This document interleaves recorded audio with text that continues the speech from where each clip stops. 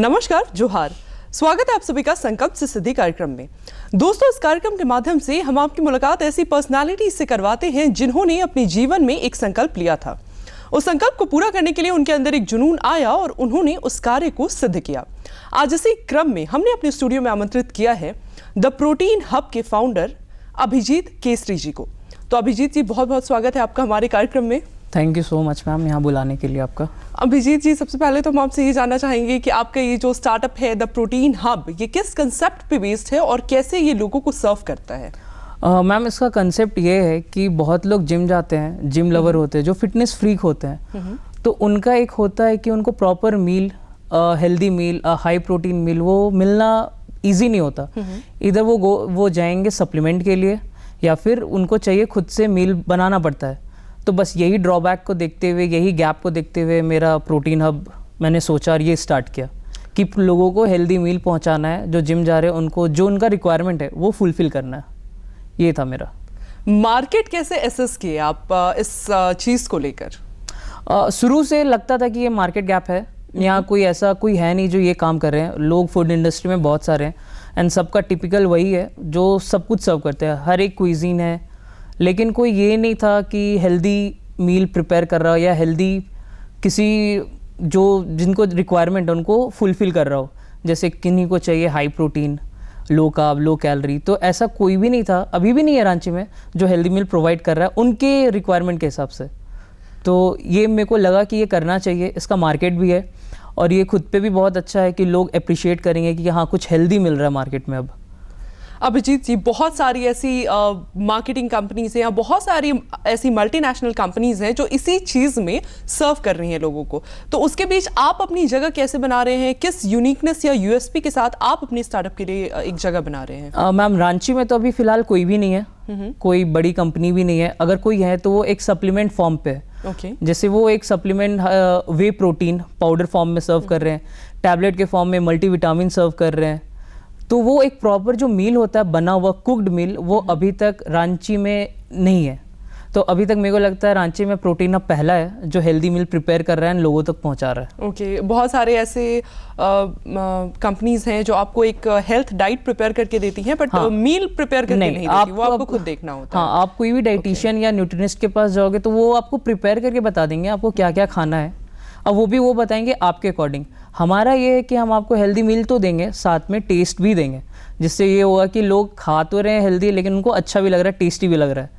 कैसे इस पे आप वर्क कर पा रहे हैं फिलहाल ऑल टुगेदर? कैसे इस पे आप वर्क कर रहे हैं? स्टार्टिंग में तो बहुत टफ था, लेकिन जब मैं खुद, मेरा शेफ़ और हम लोग डाइटिशियन के साथ बैठे तो डाइटिशियन का सारा कुछ था कि कितना यूज़ करना है, कितना ग्राम चिकन यूज़ करना है, सारा कुछ, और शेफ़ का था कि इस पे हम टेस्ट कैसे इन्हांस कर सकते हैं। और मेरा रोल ये था कि हम बैलेंस करके चले। टेस्टी के चक्कर में मेरा ये नहीं होना चाहिए कि मेरा न्यूट्रिशन लो चला जाए या नीचे चला जाए, वो बैलेंस करना मेरा काम था। तो हम लोग तीनों मिल के ये प्रिपेयर किए, तब जाके एक मेन्यू रेडी हुआ एंड फिर वो मेन्यू अब तक चल रहा है। क्वालिटी आप कैसे इंश्योर करते हैं इन सभी चीज़ों की कि डाइट फूड भी है, प्रॉपर आप प्रोवाइड कर रहे हैं, उसमें टेस्ट भी है और कस्टमर के हिसाब से भी है? मैम, ये बिल्कुल फिक्स्ड है। अगर कोई कुछ भी, जैसे एक एग्जांपल लेता हूँ, मेरा कोई भी एक चिकन ब्रेस्ट हो गया जो मेन्यू में, वो फिक्स्ड है कि 180 ग्राम ऑफ चिकन ब्रेस्ट रहेगा, ना उससे ज़्यादा ना कम। तो ये पोर्शन साइज बिल्कुल फिक्स्ड है। उसमें ये भी फिक्स्ड है कि उस पर ऑयल कितना जाना है, सॉल्ट कितना जाना है, तो वो कभी चेंजेस नहीं होगा। तो वो बिल्कुल बैलेंस्ड है और फिक्स्ड है कि हाँ इसका कैलोरी इतना, इसका प्रोटीन इनटेक इतना, वो हमेशा फिक्स रहेगा। इक्का दुक्का 19-20 हो सकता है कभी कभार, लेकिन वो मेरा सारा मेन्यू का, सारा आइटम का एक फिक्स्ड है। तो वो बैलेंस्ड है किया हुआ, उसमें कुछ ऊपर नीचे कभी नहीं होगा, ना टेस्ट में ना न्यूट्रिशन वाइज। अभिजीत जी, फर्स्ट ऑर्डर आपको कब और कहाँ से मिला? मैम, फर्स्ट ऑर्डर मेरे को एग्रीगेटर के थ्रू मिला था, जोमेटो, और ये डेट था 2 नवंबर 2020। तो वहाँ से मेरा पहला ऑर्डर आया था जोमेटो के थ्रू। इससे पहले आप कर क्या रहे थे और कैसे ये कंसेप्ट आपके माइंड में आया? मेरा ग्रेजुएशन स्टार्ट हुआ मास कम्युनिकेशन से, सन ज़ेवियर कॉलेज से। उसके बाद मेरा मास्टर्स रेडी हुआ सिनेमा में, मास्टर इन सिनेमा। मेरा लाइन बिल्कुल अलग था। पैंडमिक आया 2019 में, एंड में, और करते करते पूरी तरह लॉकडाउन हो गया, दिल्ली क्लोज, रांची आना पड़ा। तो मेरा जो रोल था उस टाइम पे, मेरा रोल था सिनेमाटोग्राफर का। मैं शूट करता था, मैं कैमरा हैंडल करता था। तो मेरा लाइन बिल्कुल अलग था। तो बहुत सारा गैप हो गया, 6 महीना का बिल्कुल गैप हो गया कि कैमरा से कुछ भी नहीं यूज़ हो रहा है, नहीं कैमरा ऑन कर रहा हूँ कुछ भी। तो स्टार्टिंग से पता था अगर बिजनेस करना है इन फ्यूचर तो मेरे को एक हेल्दी फूड सेगमेंट में आना है, ये रांची में लाना है ताकि लोग तक हेल्दी फूड पहुंचे। अभिजीत जी, एक चीज़ हम आपसे जानना चाहेंगे कि आपका लाइन कम्प्लीटली अलग था, सिनेमेटोग्राफी और मास कम्युनिकेशन से आपने ग्रेजुएशन किया सेंट ज़ेवियर से। जी। तो उसके बाद क्या ऐसा आपको गैप दिखा कि आपको लगा कि अपने लाइन को ना कंटिन्यू करके इस गैप को फुलफिल करने के लिए हम एक स्टार्टअप क्रिएट करें? मैम मेरा जो लाइन था मास्टर था वो एक पैशन था मेरा, शूट करना मेरे को बहुत पसंद करता था, मेरे को पसंद आता था। पर अगर इन टर्म ऑफ मनी देखा जाए तो मनी जनरेट हो रहा था, दिल्ली में भी हो रहा था, पेड प्रोजेक्ट करते थे हम लोग, पर उस अमाउंट पे नहीं पहुंच रहे थे जहाँ तक मेरे को जाना था। और फिर 6 महीने गैप के बीच में मेरे को लगा एक बिजनेस एक ट्रायल करके देखते, अगर हिट कर गया तो वेल एंड गुड।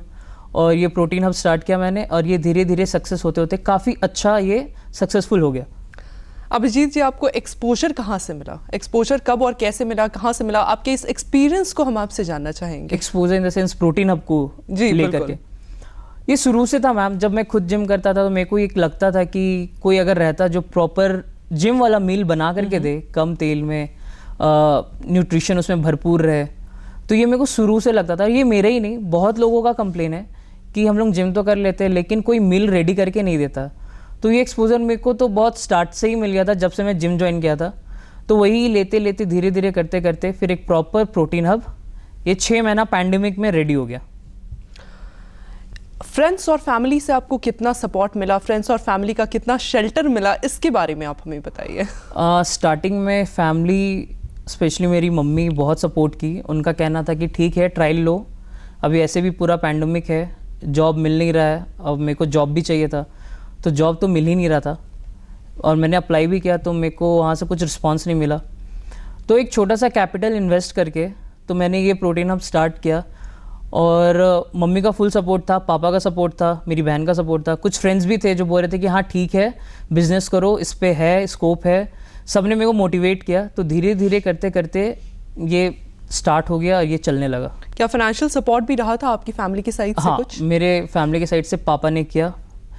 मेरा प्रोटीन हब स्टार्ट हुआ था बहुत मिनिमल अमाउंट से। ओके। तो उसका 50% मेरे पास सेविंग्स था खुद का और कुछ पापा ने दिया।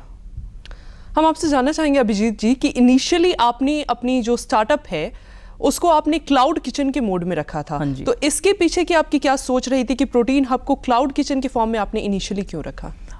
मैम मेरे को एक स्टार्ट करना था पर बहुत रिस्की भी था उस टाइम के लिए, पैंडेमिक के टाइम पे, कि एक नया बिजनेस खुद से रन करना। तो मेरे को लगा कि एक छोटा सा अमाउंट के साथ मैं स्टार्ट कर सकता हूँ, तो मेरे लिए उस टाइम क्लाउड किचन ही सबसे बेस्ट ऑप्शन था। अगर मैं आउटलेट पे जाता तो मेरा इन्वेस्टमेंट बहुत बड़ा होता।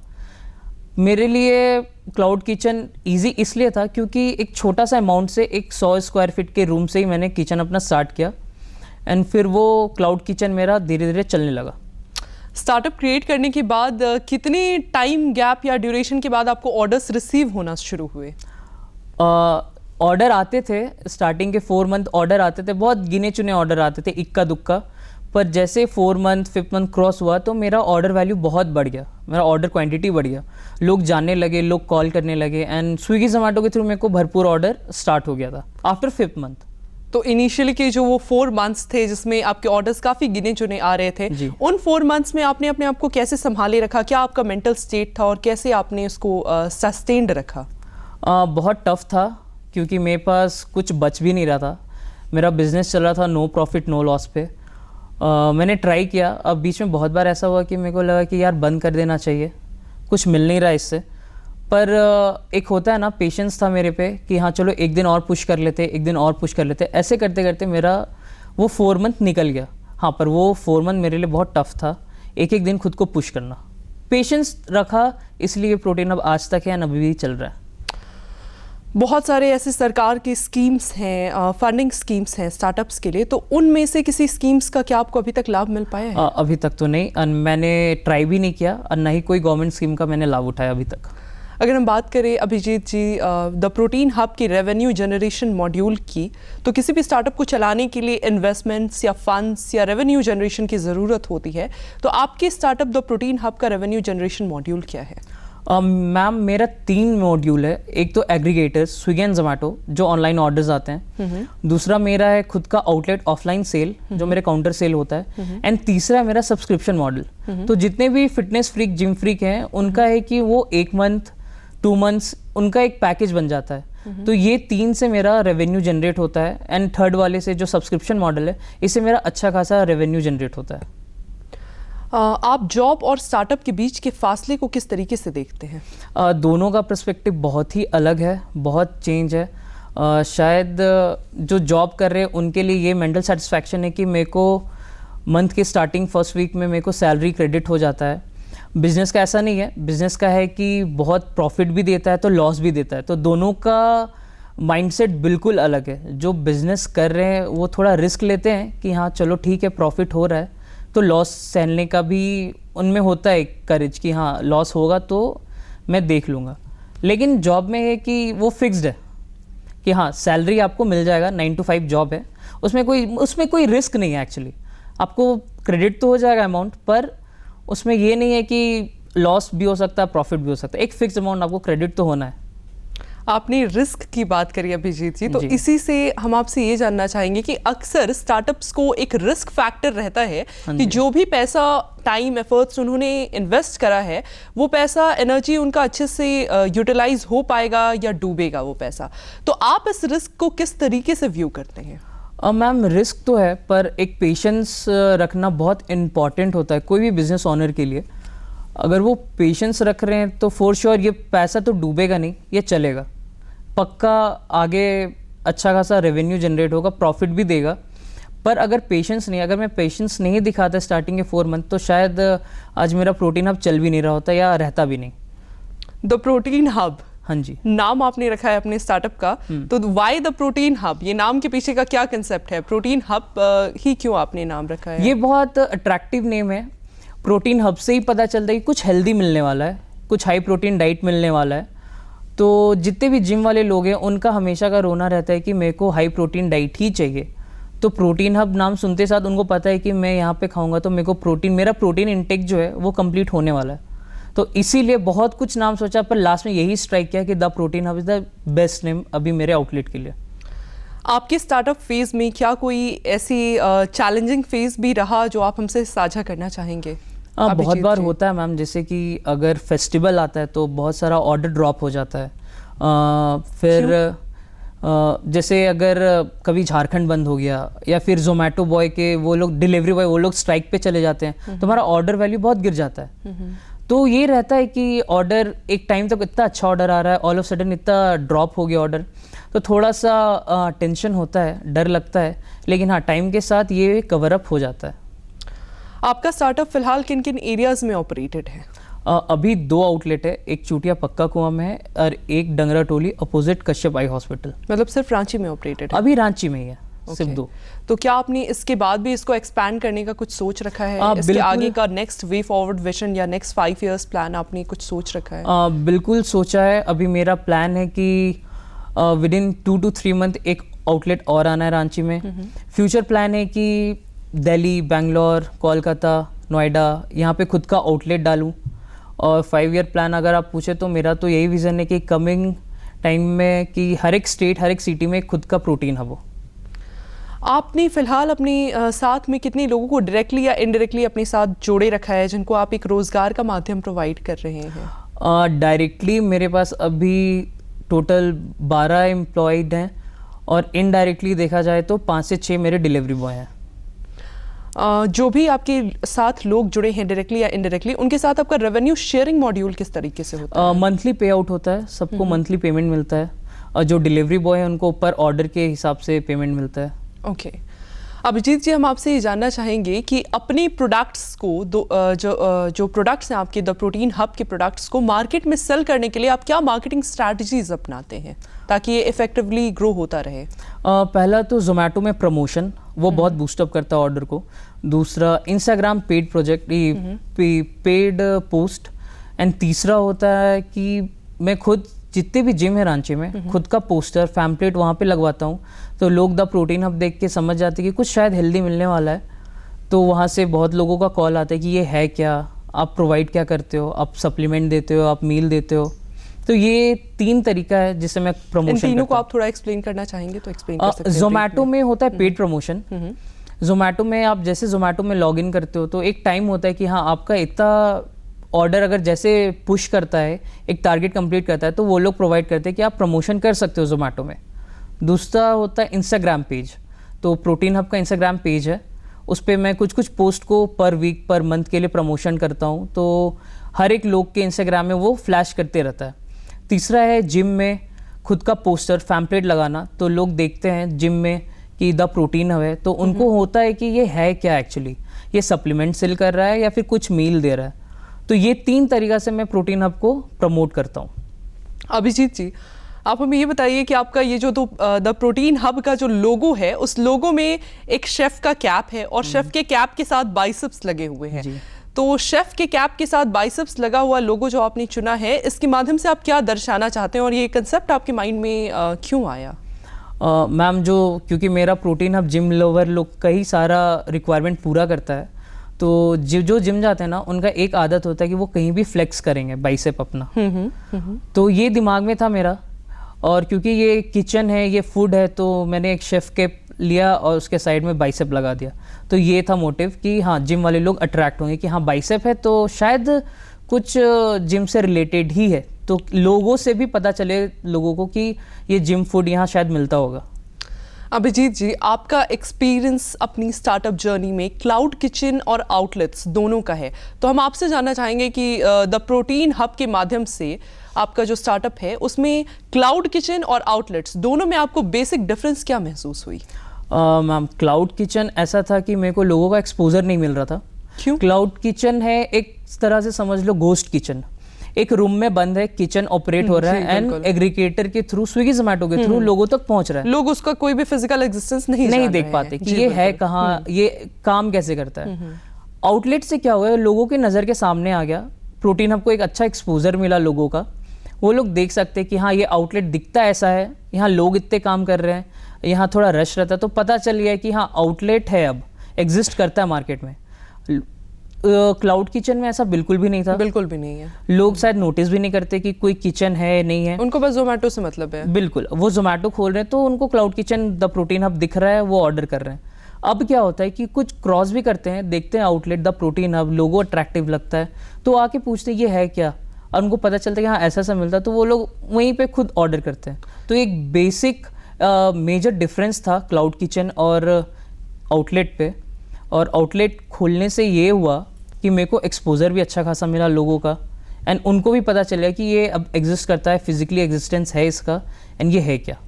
अभिजीत जी, इन दोनों में आउटलेट्स और क्लाउड किचन में एक बेसिक डिफरेंस हम ये भी देखते हैं कि कॉस्ट, रनिंग कॉस्ट का डिफरेंस देखते हैं, तो उस चीज़ को आप कैसे व्यू करते हैं? कोई मेजर नहीं है। पहला आउटलेट तो मेरे खुद के घर पे था, तो मेरे को कोई रेंट पे आउट नहीं करना होता था। अभी दूसरा आउटलेट एक रेंट पे है, तो कुछ मेरे को बहुत ज़्यादा वो ड्रास्टिक चेंज नहीं दिखता, क्योंकि क्लाउड किचन था तो मेरे पास लिमिटेड ऑर्डर थे। अब आउटलेट है तो मेरे पास बहुत ज़्यादा ऑर्डर, क्योंकि आपका ब्रांड दिख रहा है, लोग आ भी रहे हैं, लोग कॉल करके भी ऑर्डर कर रहे हैं, ये पहले नहीं होता था। तो मेरे को ज़्यादा ऐसा चेंजेस लगा नहीं इस पे कि क्लाउड किचन है एंड आउटलेट है तो उसमें मेरा इन्वेस्टमेंट ज़्यादा हो रहा है या मेरा रेवेन्यू सेव कम हो रहा है, ऐसा कुछ भी नहीं है। इवन मेरे को प्रॉफिट ही दिया ये जब से आउटलेट पे आया। अभिजीत जी, आपके स्टार्टअप जर्नी में क्या कभी ऐसा भी हुआ था कि आप डीमोटिवेट हुए हो बीच में? अगर ऐसा कभी कुछ हुआ था तो उसको आपने किस तरीके से हैंडल करा, इसके बारे में आप हमें बताइए। मैम, मैंने पेशेंस अच्छे से रखा कि मेरे को पता है कि अगर बिजनेस रन करना है तो पेशेंस रखना बहुत ज़रूरी है। तो यही था कि पेशेंस रखो। मेरे को हमेशा लगता था कि एक दिन और सर्वाइव कर लेते हैं, एक दिन और सर्वाइव कर लेते हैं, शायद ये हिट करेगा ही मार्केट में। ऐसे ही धीरे धीरे करते करते पेशेंस रखा मैंने और ये बिज़नेस चलने लगा। हाँ, वो पेशेंस रखना भी बहुत मुश्किल था मेरे लिए, कभी ऑर्डर आ रहे हैं कभी नहीं आ रहे हैं, लेकिन बाय द टाइम ऑर्डर अच्छे आने लगे। अभिजीत जी, आपके जो स्टाफ्स हैं, ये जो आपका इंटायर प्रोटीन हब है, ये अगर अच्छे शेफ्स या स्टाफ्स ना हो तो ये इसका क्वालिटी डाउन हो जाएगा। तो आप लगातार अपनी स्टाफ्स की क्वालिटी को कैसे इंश्योर रख पाते हैं? मैम, प्रोटीन हब है एक शेफलेस मॉडल, यहाँ शेफ रहे या ना रहे फर्क नहीं पड़ेगा। कैसे? क्योंकि जितने भी मील प्लान है उनका बना हुआ है कि ये प्रिपेयर कैसे होना है, उनका नमक से लेकर के ऑयल से लेकर के ईच एंड एवरीथिंग फिक्स्ड है। अगर कोई लड़का 10 दिन के लिए भी ट्रेनिंग लेता है, अगर हमें उसे ट्रेन करते हैं तो वो खुद बनाने लगेगा, आराम से बना लेगा। बिल्कुल। तो ये एक शेफलेस मॉडल पे रन करता है। Okay. तो यहाँ शेफ हो या ना हो, क्वालिटी बिल्कुल मेंटेन रहेगा, क्वांटिटी भी वैसे ही रहेगा हमेशा। अभिजीत जी, अगर हम देखें तो नॉर्मली हम देखते हैं कि किसी भी बिजनेस में, कंपनी में, उनके एम्प्लॉयज़ के बीच अगर एक कॉर्डियल एटमॉस्फेयर रहे, एक हेल्दी एटमॉस्फेयर रहे, तो वो बिजनेस बहुत अच्छे तरीके से ग्रो करता है, डेवलप करता है। तो आप अपने स्टार्टअप में अपने एम्प्लॉयज़ के बीच एक कॉर्डियल एटमॉस्फेयर मेंटेन रखने के लिए क्या करते हैं, किन एफर्ट्स को डालते हैं, वो हम आपसे जानना चाहेंगे। क्योंकि स्टाफ है तभी प्रोटीन हब अभी चल रहा है। बिल्कुल बिल्कुल। बहुत इजी फ्लो हो गया, अब मैं रहूँ वहाँ पे ना रहूँ, प्रोटीन हब रन करता है। तो उसके लिए मैम जितना भी स्टाफ है उसको मैं एक फैमिली की तरह ट्रीट करता हूँ। कोई फेस्टिवल हो गया तो हम लोग साथ में सेलिब्रेट करते हैं, न्यू ईयर हो गया तो हम लोग साथ में पिकनिक देखने जाते हैं। तो इमोशंस भी कनेक्ट हो जाते हैं उनके बहुत आप ज़्यादा, से, आपस में और भी, आपस में भी। हाँ, और मेरे साथ भी। और ऐसा होता है कि कभी मेरा तबीयत भी डाउन है तो वो लोग बोलते हैं कि आप रहो घर पे, हम लोग मैनेज कर लेंगे। क्योंकि हाँ, एक उनको कनेक्शन फील होता है कि जो मेरे ओनर या जो भी है, एक बॉन्ड क्रिएट हो गया है एंड हमारे बारे में सोचते हैं, जो कि आप ही ने क्रिएट करके रखा हुआ है। अब जैसे कोई फिल्म, जैसे ट्रिपल आर मूवी आई थी, बहुत हाइप हुआ था कि अच्छा मूवी है, उनको ही पता चल गया एक मूवी है, तो सबको लेके गया मूवी हॉल, सबको ही देखे, तो सबको अच्छा भी लगा कि हाँ मूवी बहुत अच्छा है। तो उसके बाद क्या हुआ कि वो लोग खुश हो गए बहुत कि हम लोग सबको मूवी देखने गए, आप नहीं होते तो शायद जा भी नहीं पाते, ये वो काम इतना है। तो एक होता है बॉन्डिंग हो गया हम लोगों के बीच में।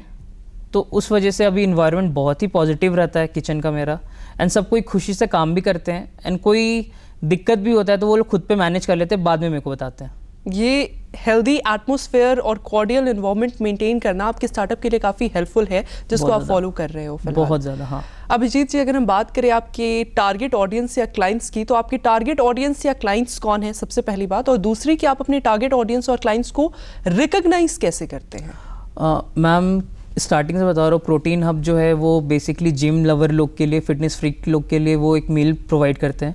तो शुरू से ही बिजनेस स्टार्ट करने से पहले मेरे को पता था अगर मेरे को कुछ करना है एंड कुछ प्रॉफिट जनरेट करना है तो मेरे को एक टारगेट ऑडियंस फिक्स करना होगा। और ये बहुत क्रिस्प एंड क्लियर था कि जो जिम जा रहे हैं वो मेरे टारगेट ऑडियंस है। और मेरे को पता था कि अगर कुछ ऑर्डर अच्छा से मेरे को सर्व करना है, बल्क क्वांटिटी में चाहिए, तो इनको अप्रोच करो, जिम ओनर को अप्रोच करो, तो वहाँ से मेरे को ऑर्डर अच्छा खासा आएगा, एंड वो आया भी। तो क्या आपको सिर्फ अपने क्लाइंट्स और कस्टमर्स जिम से ही मिलते हैं, या जिम के अलावा भी आप कहीं और से भी उसको ग्रास्प करते हैं? प्राइमरी कस्टमर तो मेरे वही है, जिम। ओके। और सेकेंडरी वो हो गए जो क्रॉस कर रहे हैं, जो थोड़ा अट्रैक्टिव लग रहा है मेरा आउटलेट, तो वो जानना चाहते हैं क्या, एंड वो ट्राई भी करना चाहते हैं आउटलेट का फिजिकल अपीयरेंस। हाँ, वो देख करके। तो जब वो खाते हैं तो उनको अच्छा लगता है कि हाँ टेस्ट भी अच्छा है, हेल्दी भी लग रहा है, गिल्ट भी नहीं हो रहा है खाने के बाद कि कुछ खराब खा लिया। तो वहाँ से भी सेकेंडरी जो कस्टमर होते हैं ना, वो जनरेट हो रहे हैं। स्टार्टअप इकोसिस्टम को आप यहाँ पे किस तरीके से देखते हैं अभिजीत? आई गेस अगर सभी एंटरप्रेन्योर एक पेशेंस रख के काम करेंगे तो उनका स्टार्टअप, उनका बिजनेस तो अच्छे से ग्रो होगा ही। पर अगर जहाँ वो एक ये हो गया ना कि मैं कुछ बिजनेस कर रहा हूँ and I am the only owner और मैं कुछ एक्स्ट्रा काम नहीं कर सकता, उसके लिए हर एक स्टाफ है, तो मेरे को लगता है वहाँ पे उनका बिजनेस शायद कोलैप्स कर सके। अगर हम देखें तो आप का जो नेक्स्ट वे फॉरवर्ड विजन है या नेक्स्ट 5 इयर्स प्लान है, उसके लिए आपने किस तरीके से प्लान कर रखा है अपनी स्टार्टअप के लिए? उसके लिए मैम प्लानिंग अभी भी चल रही है। उसके लिए अभी भी रिसर्च चल रहा है कि अगर हर एक स्टेट में आउटलेट करना है तो उसको रन कैसे करना है, उसका एनवायरनमेंट, किचन एनवायरनमेंट कैसे पॉजिटिव करना है, अगर वहाँ मेरा अपीयरेंस हो ना हो, कस्टमर से कैसे डील हो रहा है, उस पर अभी भी रिसर्च चल रहा है। वो जब कंप्लीट हो जाएगा तो ये इजी है कि हर एक स्टेट में एक प्रोटीन हब खोलना मेरे लिए बहुत इजी हो जाएगा। आप ये रिसर्च कैसे कर पा रहे हैं? क्या आपने कोई रिसर्च विंग रखा हुआ है या there are some specific people जो इसमें आपकी मदद कर रहे हैं? नहीं, जो भी है होल एंड सोल मैं ही हूँ, खुद रिसर्च कर रहा हूँ, इंटरनेट, यूट्यूब, जो लोग जॉब कर रहे हैं वो लोग से पूछता हूँ कि कैसा है, कैसे जनरेट होता है वहाँ पे, फिर कैसे आप लोग, किन चीज़ों के ऊपर आप रिसर्च कर रहे हैं?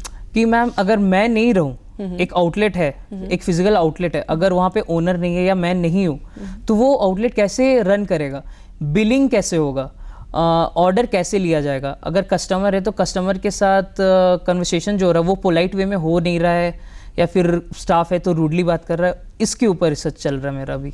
तो अभी इनकम्प्लीट है, कंप्लीट हुआ नहीं है, पर कमिंग 10 डेज शायद कंप्लीट हो जाए एंड उसके बाद मैं आउटलेट अदर स्टेट में भी खोलूँगा। किसी भी स्टार्टअप में रिसर्च एंड डेवलपमेंट का क्या रोल रहता है? बहुत ज़्यादा रोल रहता है। अगर आपको कोई भी बिज़नेस करना है तो आपको पता होना चाहिए कि ये बिज़नेस का टारगेट ऑडियंस कौन है, इनका मार्केट प्लेस क्या है, कहाँ पे इसे हम लोग मतलब ओपन कर सकते हैं। अब पता चला मेरे को फूड लाइन में जाना है एंड मैं कोई बहुत आउटस्कर्ट में अगर अपना रेस्टोरेंट डाल रहा हूँ तो शायद वो ना चले। या अगर इसे मैं कैसे एक्सप्लेन करूँ, अगर रिसर्च का बात है तो प्रॉपर वे में रिसर्च करना होगा मेरे को। मतलब किसी भी स्टार्टअप को कोई भी आइडिया को लेकर किसी भी किस तरीके से रिसर्च को उसको कैरी फॉरवर्ड करना चाहिए ताकि उसका स्टार्टअप ग्रो कर सके अच्छे से। R&D इसका क्या रोल है? बहुत ज़्यादा रोल है। उसे पता होना चाहिए कि मेरे टारगेट ऑडियंस क्या है, मेरा फिजिकल अपीयरेंस जो है वो कहाँ होना चाहिए, और आपके और आपके स्टार्टअप का फिजिकल अपीयरेंस हाँ बिल्कुल कहाँ होना चाहिए। हाँ बिल्कुल, ये बहुत इंपॉर्टेंट, मार्केट में एग्जिस्ट करना है तो ये बहुत इंपॉर्टेंट होता है कि आप प्रॉपर प्लेस रिसर्च करके चूज़ करो। पता चला 10 मीटर के बाद ही मेरा कॉम्पिटिटर है, वहाँ एक और आउटलेट डालना, तो मेरे लिए शायद ये बेवकूफ़ी होगा। बेवकूफ़ी होगी। हाँ। अभिजीत जी, हम आपसे जानना चाहेंगे कि कोई भी नया स्टार्टअप, कोई भी नया युवक युवती, किसी भी एज ग्रुप का पर्सन किसी आइडिया को लेकर अगर एक स्टार्टअप क्रिएट करना चाहता है सोसाइटी के किसी गैप को फुलफिल करने के लिए, जैसे आपने करा है, तो उसके लिए आपके क्या संदेश होने चाहिए, क्या संदेश हैं, क्या उसके डूज होने चाहिए, क्या उसके डून्स होने चाहिए, किन बातों का ध्यान रखना चाहिए? मैम, पहला तो डूज ये होगा कि उसे पेशेंस रखना पड़ेगा। कोई भी बिजनेस में, कोई बिजनेस विदाउट पेशेंस रन ही नहीं कर सकता, उसे टाइम देना होगा। स्टार्टिंग है 6 मंथ, क्योंकि जितने भी अभी यूथ हैं बिजनेस कर रहे हैं, एंटरप्रेन्योर बन रहे हैं, उनका होता है कि भाई 1 महीने के बाद ही मेरा प्रॉफिट जनरेट हो। That is next to impossible. उनको टाइम देना होगा, उनको पेशेंस रखना होगा एंड उनको ये भी रखना होगा कि भाई ये बिज़नेस है तो ये बिज़नेस पूरा मेरा है, कल को कोई स्टाफ नहीं आया तो उसकी जगह मेरे को काम करना है। तो ये एटीट्यूड भी रखना बहुत ज़रूरी है। अभिजीत जी, आप हमारे कार्यक्रम में आए और आपने हमारे दर्शकों को इतनी विशेष जानकारियाँ दी, इसके लिए आपका बहुत बहुत धन्यवाद। Thank you ma'am. अगले कार्यक्रम में आपसे फिर मुलाकात होगी किसी ऐसे ही नए व्यक्तित्व के साथ। तब तक के लिए हमें और हमारी पूरी टीम को दीजिए इजाजत। नमस्कार, जोहार।